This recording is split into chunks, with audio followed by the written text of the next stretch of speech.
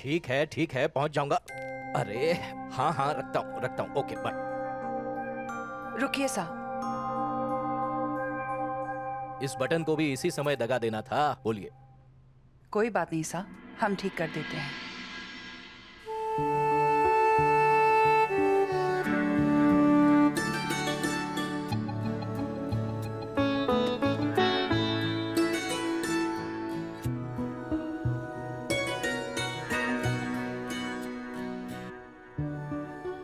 चंदा, मेरे लिए तुम्हारे प्यार को देखकर एक शेर याद आ रहा है।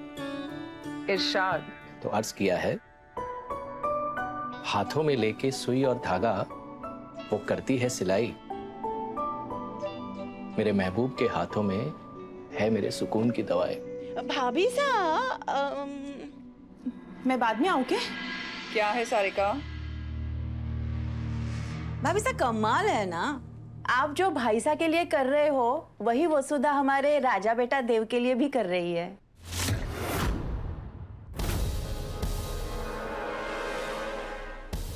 ये क्या कह रही हो सारिका? आपको यकीन ना हो रहा है तो खुद चलकर देख लीजिए। वैसे मानना पड़ेगा उस छोरी ने, पहले तो रसोइया बनी, फिर मॉडल बनी और अब तो डॉक्टरी की दुकान खोलकर बैठी है। हाँ, वसुधा खुद हमारे देवांश का इलाज कर रही है। उसके पैर में पता नहीं कौन सा बदबूदार सा लेप लगा रही है, उसे देखकर तो हमारी कोई उल्टी आ गई। और आंखों से जो गंगा जमुना बह रही थी सो अलग। भाभी साहब, मैं यहाँ पे किसी की शिकायत या चुगली करने ना आई हूँ। हमारे को तो अपने देवांश की बहुत चिंता हो रही है। वो वसुधा हमारे देव की देखभाल करने के बहाने उसके रूम में ही डेरा डाले बैठी हुई है।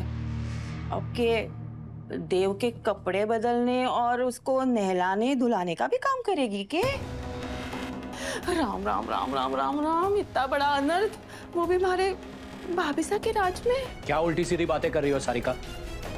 कोई सेवा भाव से ध्यान रख रहा है तो उसका गलत मतलब निकालना जरूरी है क्या? सारिका, वसुधा इस घर में सिर्फ देव की नहीं, सबकी ऐसी ही सेवा करती है। बिल्कुल सही बात। मेरे एक्सीडेंट के वक्त उसने ना ही दिन देखा है ना रात, बस सेवा करती रही थी। भाभी सा, वसु भले ही वो सब साफ मन से कर रही हो, पर उसका नया नया मंगेतर माधव ये सब समझेगा? किस मर्द को अच्छा लगेगा कि उसकी होने वाली बिंदनी किसी पराये मर्द की सेवा में दिन रात पागलों की तरह मगन हो गए? हमारे को तो सोच सोच कर रोना आ रहा है, कहीं सब ये देखकर माधव रिश्ता ना तोड़ दे रहे। मैं तो बस आने वाले तूफान का अंदेशा बता रही हूँ। चलती हूँ।